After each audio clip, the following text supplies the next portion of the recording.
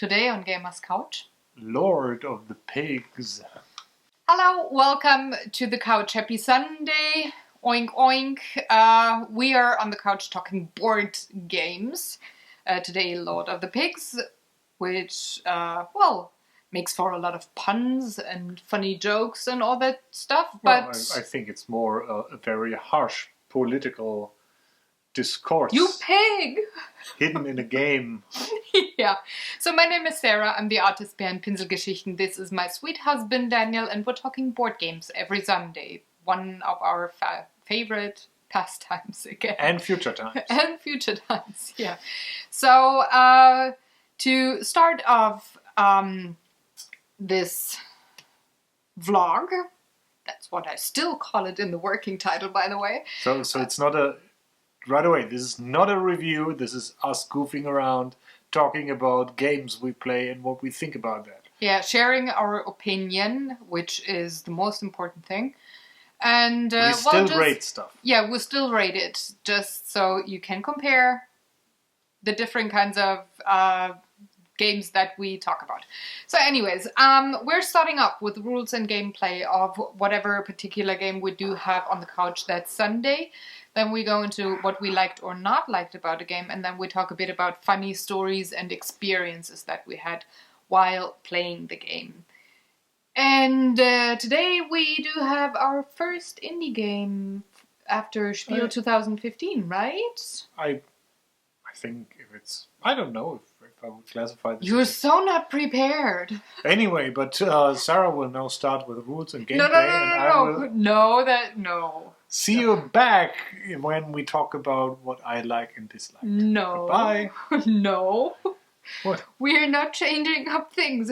You never change a working format. So still, you should explain the rules and tell us all about Lord of the Pigs. So to avoid any confusion, if you haven't seen it in the title card, Lord of the Pigs, and not the Glare Pigs, but the Pigs means... this is an acronym standing for, and now I have to think, Portugal, Italy, Greece, and Spain. You remembered correctly. Yes. So all those countries in Europe where we coincidentally live too, but we drew the short straw and got the bad weather, while these guys usually have the good weather, sunny weather, and are a little bit more relaxed than us stable climate, tightly knit up Germans. Who overthink a lot of things. This is a card game where you and 2 or 3 other players can pick one of the luminaires, the powers of the countries, or It's one country. It's the, I hope I'm right, the fictional country Meridia, where these gentlemen reside, although some of them may or may not have intentional or unintentional likeness to real existing characters and or half of their names. So, you could be the maestro of production, Aristoteles d'Aquila, or you could be the man in the bank with all the money who has all the wealth, money market power, whatever. And I have to read them because I don't remember them, so bear with me. But it's Emilio Papadopoulos. I'm sorry. Poulos? Let me look. There's an O, so it's... We have lost. The energy tycoon, Rui Fernandez. And last but not least... El Presidente. El Presidente Silvio dos Espíritu Santo. Wonderful. And this comes from someone who speaks neither Spanish nor Italian, Greek, or Portuguese. So I hope we didn't butcher the names too much. Correct. Or you, in that matter. I didn't say anything. So, as you might imagine, all of these cards, all of these characters play a little bit differently, but really just a minor bit in terms of you have a special card that gives you a special ability, which you may use once per game. Other than that, the game's pretty straightforward. Each round starts with an event. You have a little event deck cards that are all made up of newspapers and read like, well, real things. This says, foreign investment. When this is revealed, each player draws an action from the deck. An action is almost interchangeably with you draw a card from your deck. Now, on your turn, you typically start by picking up a card from your deck. You don't really have a hand limit, but if you run out of cards, you have at least one card per turn. And after that, you may vote. And I'll get to that back in a minute, because you don't actually vote on the first turn. After voting comes the proposal phase, and that's where kind of the meat of the game is, together with the voting. Let's say I have way too many cards on my hand. All these cards have a similar structure. You have a little number with with envelopes up there, yes, and they tell you how difficult it is to, well, have this card fire off. Again, I'll get to that. What you also see is, well, a lot of colorful areas here with green and red bars. So what that means is, in addition to your setup of cards, each character has one of these little scoring boards and a little pig. An adorable little, the tiniest pig ever created, that will start at 0. With these proposal cards, you move this little pig on these cards either up or down, and it's fairly easy to read. So this says, for El Presidente, 1 green bar, so the red pig moves up 1 spot on the president. I guess it's not that difficult. If it's red, then you move it down. In addition to the 4 political powers, there's also a 5th track with the public opinion pig moving around, which starts at 5. People are content. They don't kind of want to, well, bring out the guillotines. Oh, well, wrong country. They don't want to immediately revolt and try to get you away from power. But that's kind of the goal of the game. You want to be the sole player who gets his little piggy to 10, with nobody else being on the 10, and having not the global or the populace reach 0. So as long as this is in some way or form 1 or above, and you have 10 points at the end of the turn, you win the game. However, if this ever goes down to 0 at the end of a turn, the player who is the least, well, forward, or has the lowest number on his track, wins the game. Kind of, you may imagine that, like, people are really pissed off by your kind of intervening with their lives, so you're out, and whoever the pig is too. and whoever was the least offensive then wins the game. So let me get back to this proposal thing. So on your turn, you may propose one of your cards, and you put it openly out. The number up here says how many votes it needs to gather to fire off in, well, and that comes now after the proposal phase. After the proposal, you check if any proposal has enough votes on it, can be the number that's up here or more, and then it will fire off. As you might have imagined, in the voting phase, you're allowed to take any card from your hand, but only one, and put it on this thing, but face down. In fact, it doesn't matter what's on this card. It's just to indicate that this card has one of your votes, and that costs your card from your hand. So that's a good way to get rid of cards that you don't want to have. As soon as there's enough votes on here, the thing gets executed or run, and during the action phase. So in this case, red gets 1, blue gets 2, and the pig of the people loses 2. After that is done for each player, so you start with the start player, then go through his proposals. If they're all done, next player, and so on. And after all the little piggies have been moved, you move the event card stack to the next player, indicating that he is now, or she is, the start player for the next turn, and you start again. Again, handle off the event first, then draw a card and vote on open proposals. Now in the second round there should be some proposals to actually vote on, so that phase now makes sense. You pick one of your cards, put it on any proposal at the table you want to, and then that proposal has your vote. There's actually an advantage for not voting on your own proposals, but voting on other people's proposals. As I said, the only way to get a card right now is at the beginning of the turn. However, if you, with your character, vote on a different character's proposal and that one activates, you get to draw one card if you voted on that thing. Unfortunately, just one card. So having multiple votes on all those things doesn't really work out. But you want to work together a little bit with the other players. It's probably not going to be the I'm proposing this super good card and then I will just vote on my own proposals. You can do that, but you will be at a disadvantage by not having as many cards on your hand as the other players who maybe work together. You may also try to convince other people to vote for your proposal and then maybe in return vote for their proposal.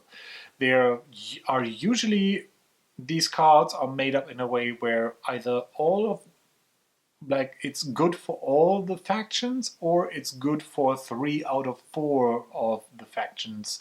Rarely it's bad for everybody, or usually it's also that if it's good for everybody, it's bad for the populace. So I don't think I've seen any card in there that was just green for everybody. Yeah, I think the president has one of that card and one that is all red, but I do think the other players don't. These proposals rank from, I think, 1 to 3 votes. I might be wrong, Sounds although good. there's four envelopes up here theoretically. So I might be that we missed some, but that's something you would expect. Although it really takes a long time to get 3 votes on a card. I don't want to know how long 4 would take. So I wouldn't be surprised if there's no 4-vote card in there. And you continue doing that and try to balance the power in hopes to, at the end of the turn, end up with the most power. That would be slightly boring so far because it's very predictable on what is out there, what do you want to vote on. You may only have 2 proposals out there, and interestingly enough, you cannot take them back. You must kind of vote for them or have other people vote for it, because that's the only way to get new proposals into the game. And every player is only allowed to propose 2 different proposals. So you should actually think about what you're putting out there. It's not just, I'm putting out cards as I can. You're very limited, and I guess one of the major aspects of the game is managing the cards you have on hand. Because there's another thing that happens. Each of these cards, not all of them, but a lot of them, have a little icon here that says alternate use. And by the way, there's a lot of text here. That's all fluff. You don't really have to read them, although some of that stuff is in a very real way funny. It's not, haha, we're making funny pun jokes like what we do on this show all the time, but it is usually funny because you kind of like, that's something a dude like this would say with a kind of tongue-in-cheek feeling. But back to the alternate uses. So each card, or most of the cards, have a little icon on here that gives you a so-called alternate use. Think of that as an instant action where you can play the card even during another player's turn to modify what happens. Actions range from add a vote to a proposal, remove a vote from a proposal. This X here says cancel another, alternate use action card. And so on. So you can already imagine how this is going to go. Everybody's proposing, everybody's voting, and then in the action phase, it's like, does anyone want to play an action card? No? In 3, 2, I'm going to remove the vote, and you're not going to get whatever you planned for getting. So it becomes this tactical standoff where you try to keep the good alternate use cards on your hand while moving your proposals along and trying to balance everything out. It feels very much like a political standoff with trying to figure out what the other people are going for, although I wish politics would be as easy as a couple of green bars and red bars on a card, but I guess then the payments going to luminaires of the political society would have been easier done as well. Yes. So at the end of the turn, you check, as I said, if someone has more 10 points and is the only one who has 10 points, they win. Or if the little public piggy is going down, the one with the least points wins. However, if there's more than one who have the same, least amount of points, you still keep on going. So basically you could say, as long as there's a tie between winning parties, either being with a low score on a 0 for the public tracker or on 10 points, you just keep on going until that is resolved or someone kind of resolves it through a cleverly played action card and then draws the ire of all the other players. Which never happened. and I guess that is the game. It's a very quickly learned, picked up and played game where you just want to get through with your cards as as tactical as possible with still keeping some on hand. Unlike maybe other games where you just want to throw out cards as quickly as possible. Wonderful. So let's go into the next section, likes and dislikes. So there's a few things that I really like about the game. Then there's a few things that I find super interesting and kind of brave of the designers to go for. Piggies. For example. Multicolored piggies. Yes, and then there's one thing that I'm not too fond of. So let's start with the cool stuff. First of all, this is one of the rare games that goes with politics, which is totally cool. And it is the only game I know, and I checked last night on the net again if I missed something, that actually goes with very current European politics and not just the overall scheme of how voting works or how parliament works, playing for parties and stuff like that, but actual real politics going on right now with the four very well depicted, let's say, sections of commerce and politics. So I really like that they did take the current politics, and the fluff actually works really nicely into it. So when you read it, it's really well done with a theme. It's consistent. Let me read to you to just underscore your point. Some of the titles of the of the event cards. It's European funds for development, flash floods, made in China, climate change menace, international scrutiny, civilian watchdogs, whistleblower scandal. So very, very, very current. So both those event cards and the fluff on each character action cards ties into the whole political theme really well, and it makes you at least chuckle once in a while, but not the haha, like you said, haha funny kind of chuckle, but like yeah, I know the real guy who does that in my country kind of thing. It's like, oh yeah. And the names are close enough to... Yes. So I really liked the whole theme, that they were kind of brave enough to really go at the very critical side of European politics with all that is going on currently, or the last years, especially any bailouts and bankruptcy and kind of stuff. So I really like that. I don't know any other game that does current politics. So I like it for its educational stuff, or just for maybe, releasing some anger that you might have in like day-to-day life when it comes to political theater, as I like to call it. So that was something that I really liked from the get-go.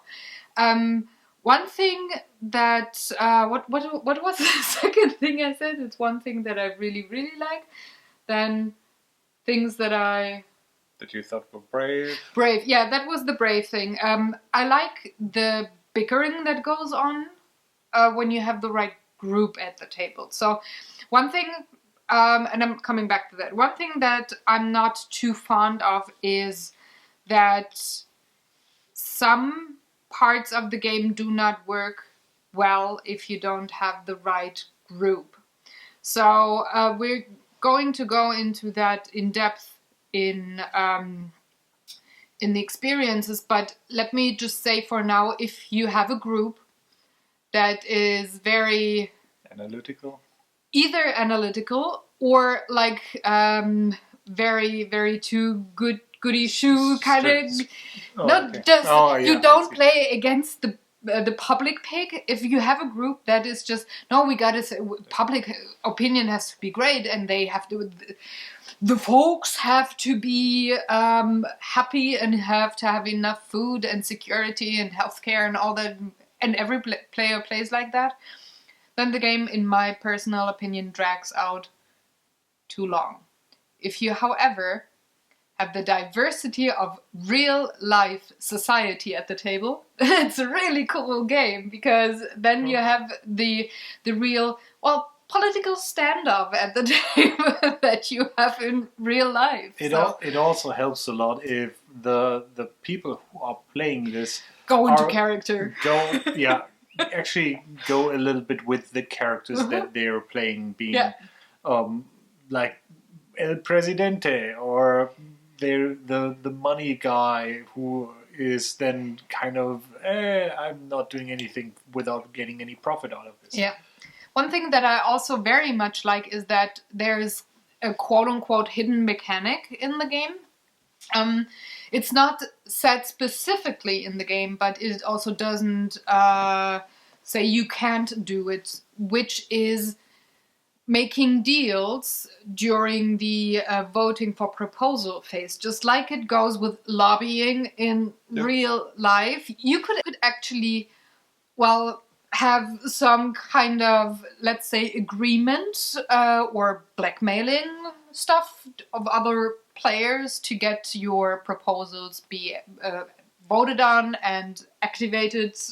We never really played that, but I think that would actually add something cool to the game too. Actually, I did that. But, you kind of did, but not as openly, or not all of us did that. I did that on the first time I played that, but it's there's no. But there are no rules that govern how that works, so you could say that applies to every game in some way or fashion. But it so fits with the theme of this one. Fits. It's just very good.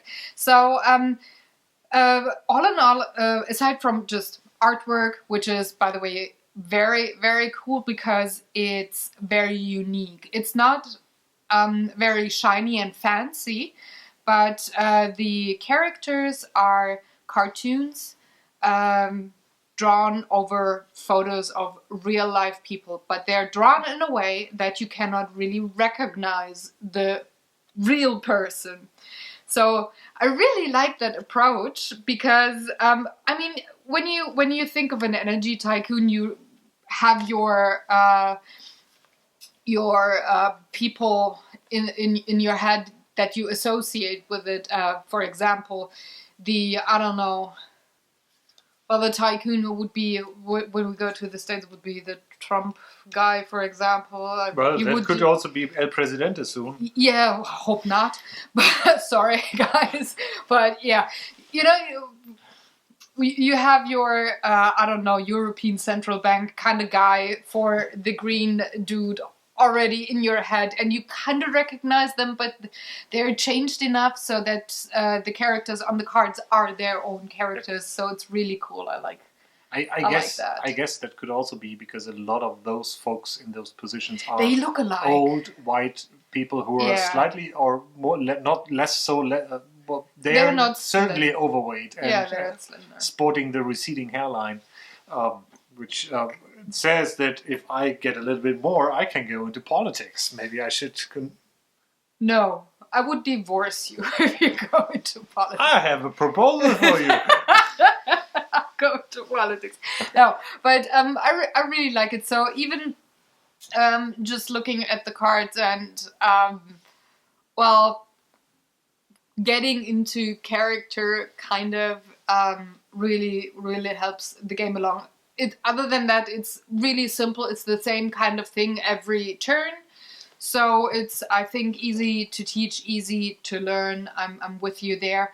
And I think it's particularly cool for teenagers for, well, getting a glimpse into how politics work without a book in school that only tells you the theoretical stuff of things that go on. So, yeah, all in all, I like it. It's cute. I have to say, this is still a very simple card game, so this is no simulation at all. No. And I guess the political ties that we project onto this are just that, projected onto this.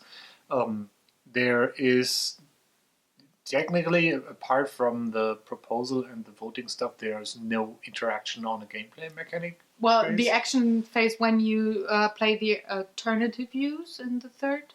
But that has no tie to a political game. No, yeah. I'm just talking about the theme. Oh, sorry, I misunderstood. Okay. But that being said, it still feels like this struggle of power in between. I do like that about the game.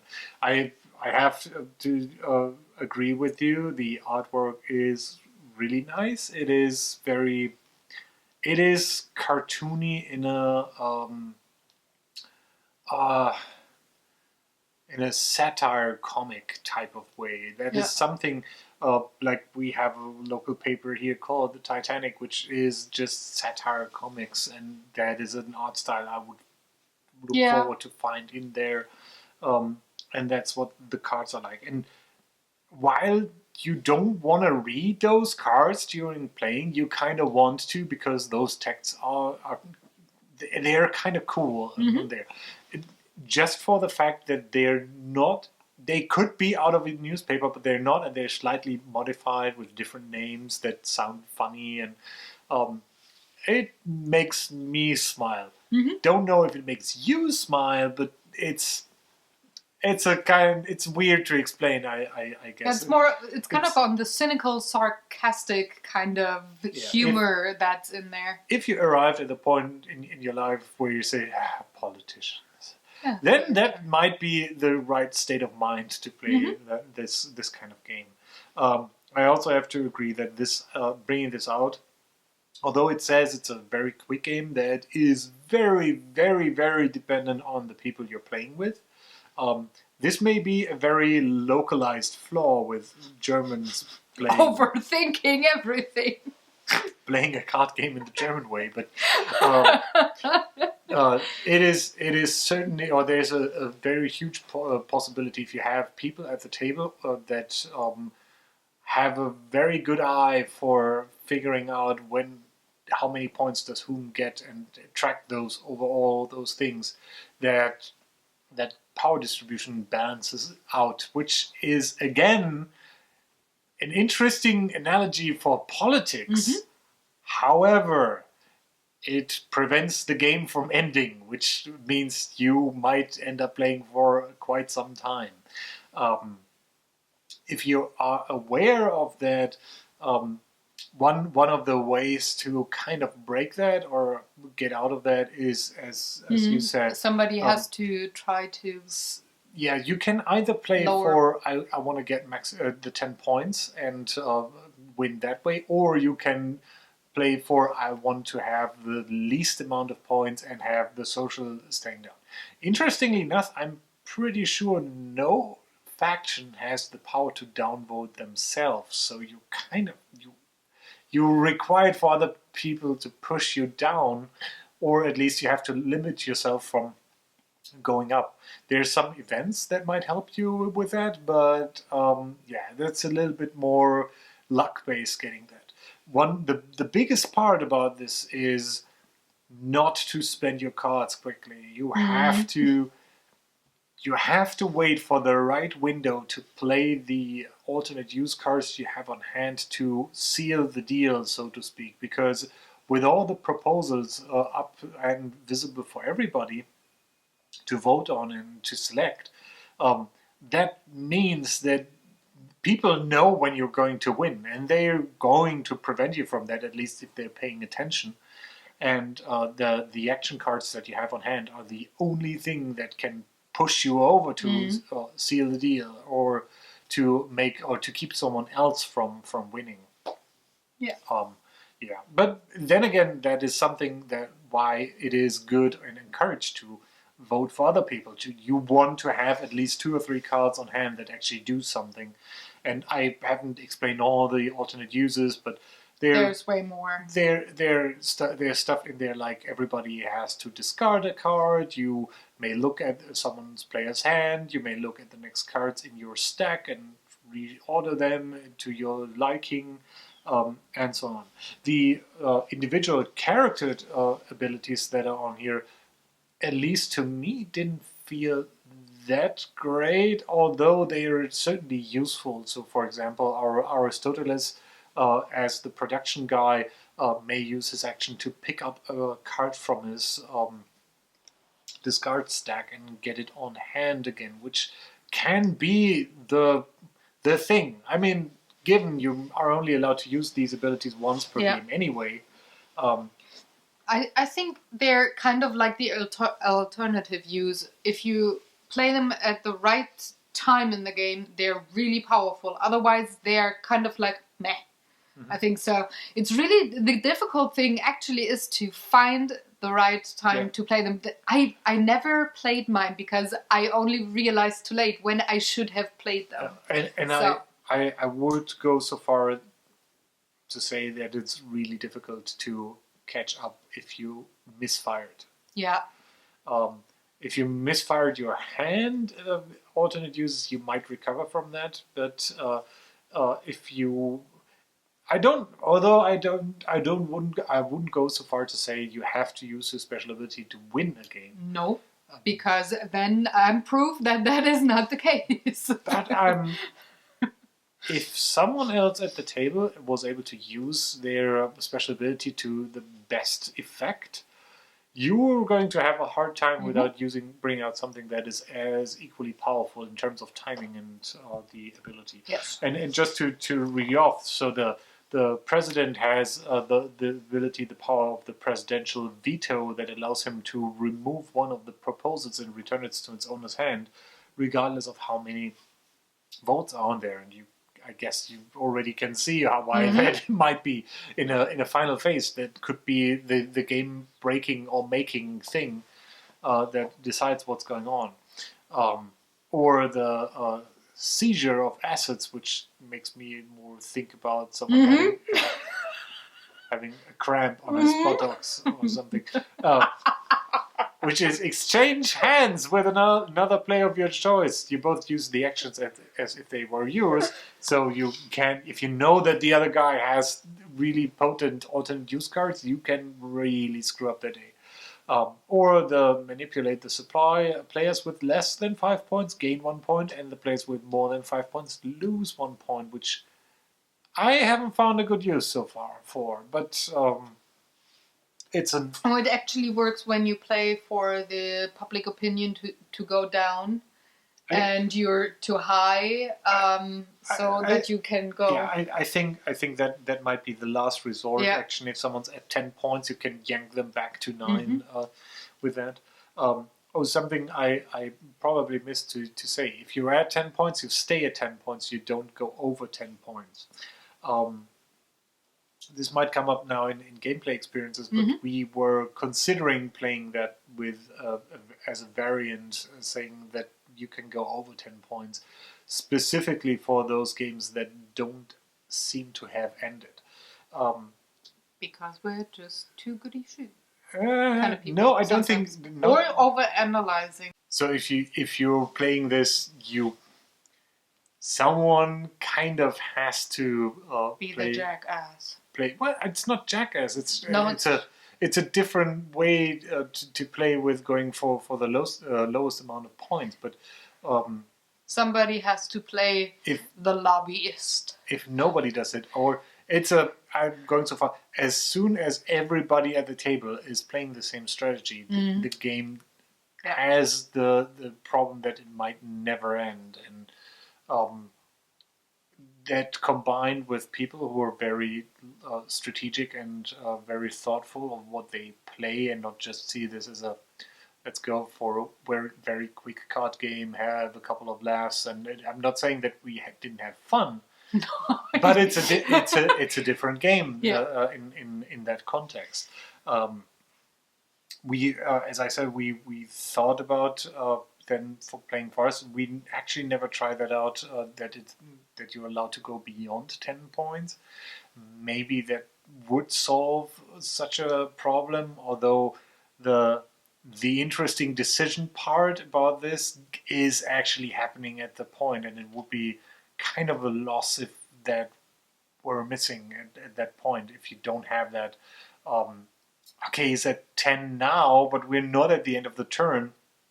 We can still intervene if the fourth guy is about to win this turn. There's still 2 proposals that need to be kind of taken care of, but they don't have any votes. Can you convince all the other players at the table to, well, maybe rally up 3 votes to get that other proposal through, which might hurt you, but it at least keeps the other guy from winning, and you can still be in the game? Or are you going to be the kingmaker and say, I'm done with this game and I want to see it over and make him win?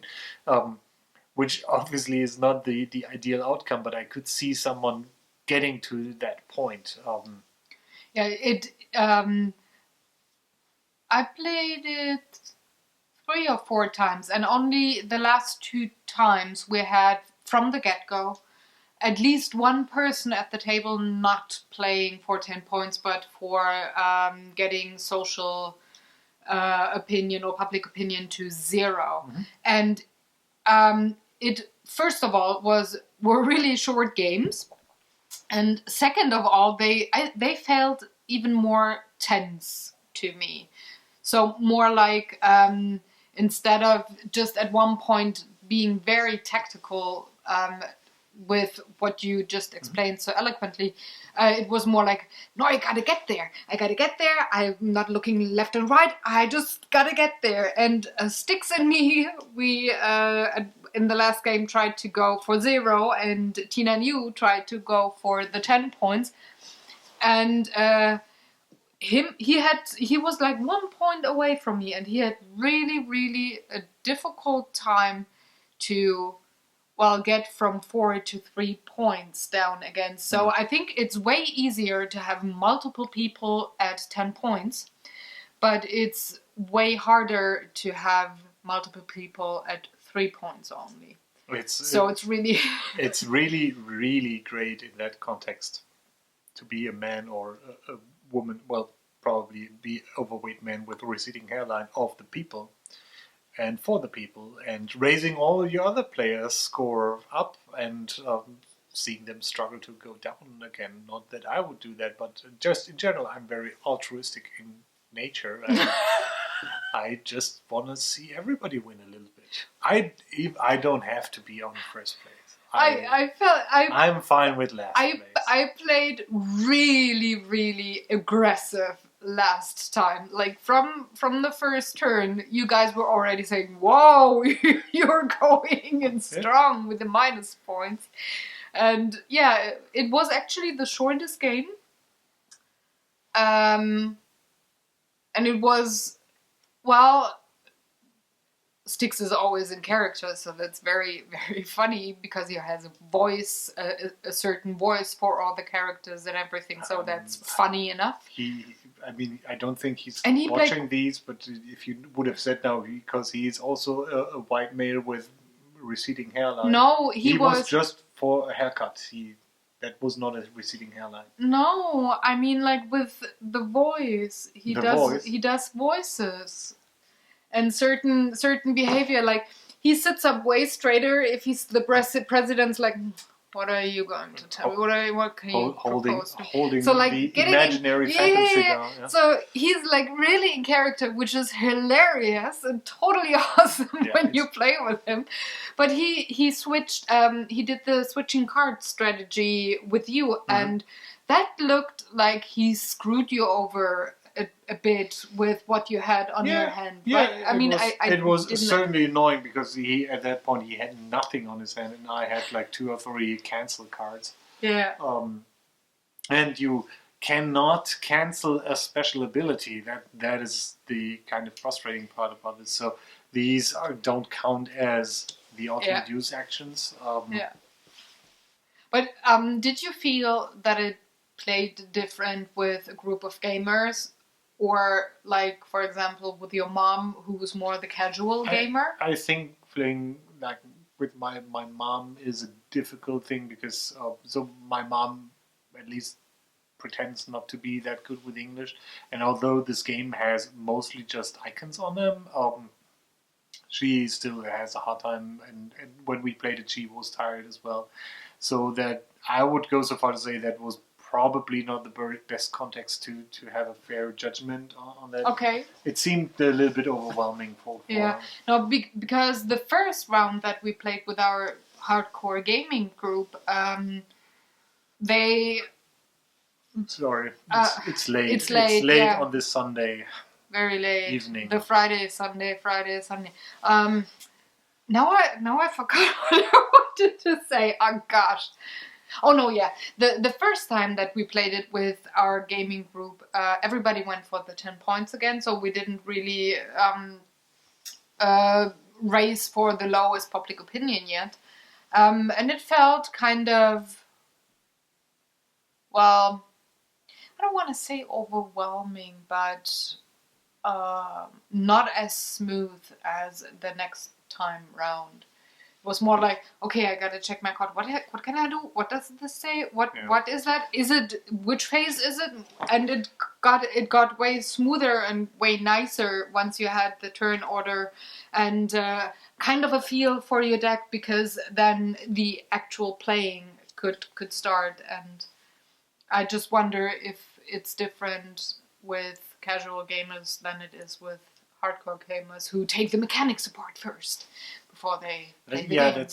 that's I wouldn't call myself necessarily the hardcore strategy gamer, because there's it depends on what kind of game we play. Yeah, no, I was about to say, so I like to play something like Civilization on a very light scale. I'm by far not the guy who will then ostracize over the game and trying to figure out every single piece of mechanic and try to find the min-max strategy and go with that. So this is still in a comfortable space for me to be aware and keep track of all the moving parts and then formulate what I want to do with that. But I would assume that, for example, for my mom, that is a little bit too much.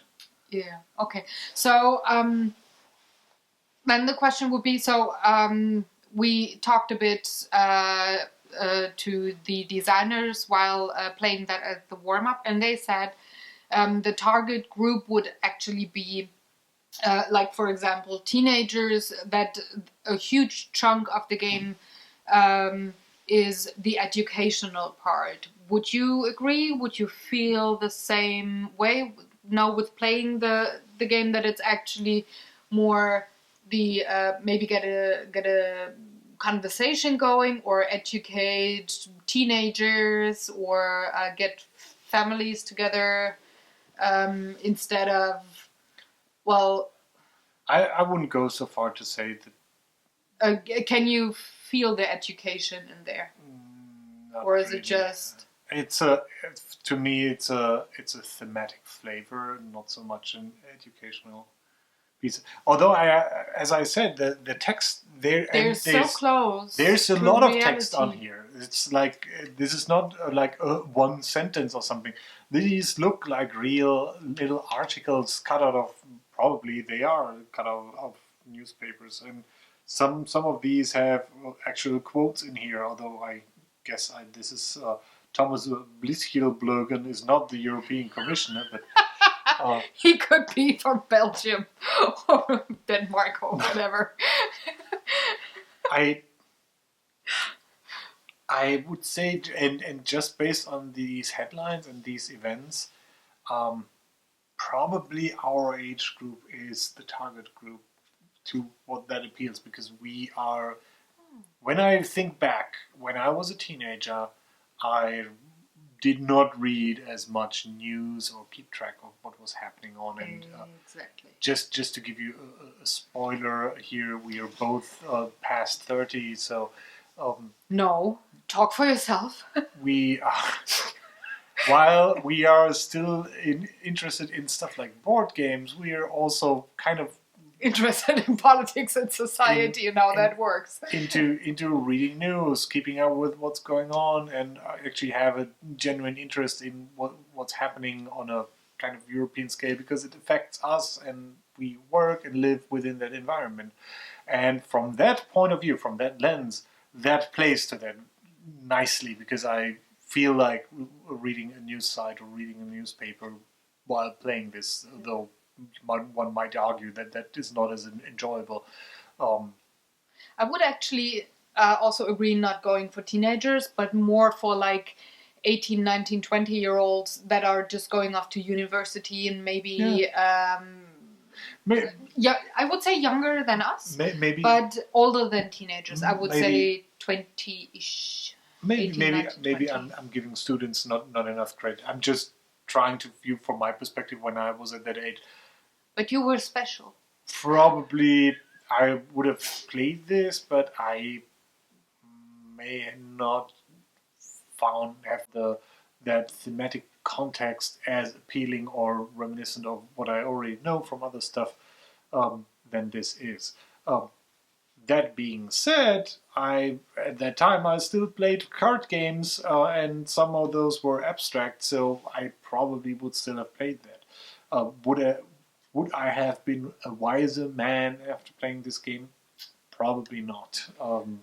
No, but maybe it would just have sparked a comment to a conversation, maybe going down that route. Maybe it's more like parents or playing it with younger cousins, like, I don't know, if we would have a cousin or whatever being 20 years old, if we would play it and then just have some snarky comments in there and then talk a bit or something.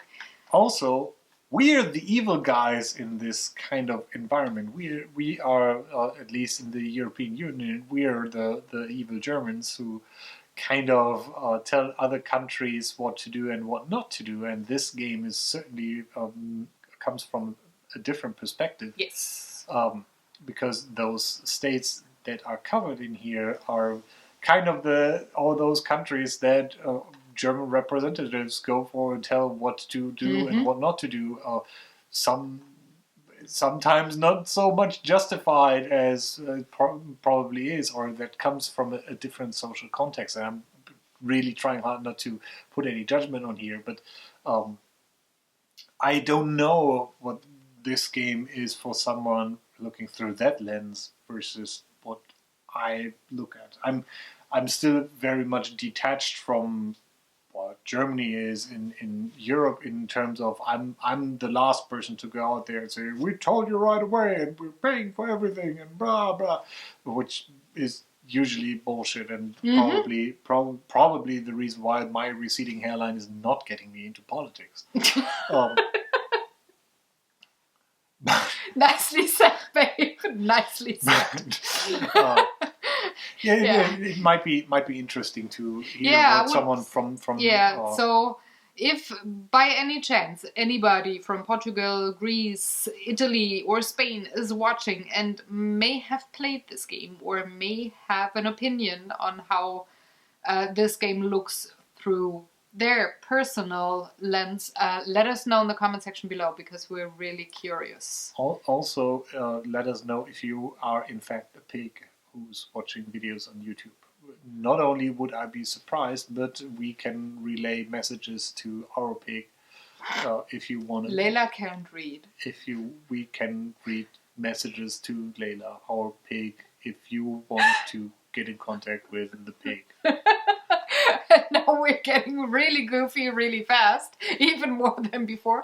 So it's the perfect time to wrap up the video if you don't have any other funny stories that we had. No, I think we covered it all. It was lovely time playing. We got a couple good gameplay examples.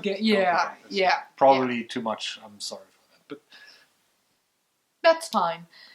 So thank you for watching this video. Please now like and subscribe this video if you haven't done this before. Sharing, there's actually no unsharing, so you can share as much as you like to, but more than you like on the like button, because that is only once. So unless you have different, share with everybody you know. Maybe let us know in the comment section below if you have played the game or if you have any other questions. Let us know if we annoy you tremendously, or if you used us and shared this video that annoyed you as a weaponized form of annoyance to other people. Yeah, we'd love to know. We are... No, for reals now. Take good care, everybody. Have fun. Have a wonderful Sunday. Thanks for watching. See you next week on the Gamer's Couch, and I will see you tomorrow on the Art Journal. So, have fun. Bye. Can you say bye in all 4 languages? Like, ciao is Italian with a horrible German accent. Greek I can say it in the different languages. I can say Auf Wiedersehen. Tschüss. I can say Arrivederci, which is... Oh, yeah, it's bye. Bye in the Italian? Probably, yeah. In the very, very horrible German-Italian version. I did know Greek, but I can't remember. What's Spanish? Portuguese? Habla español? No habla español. No hablo, whatever. No español. We are not making a good impression here. Goodbye. And there was the pig.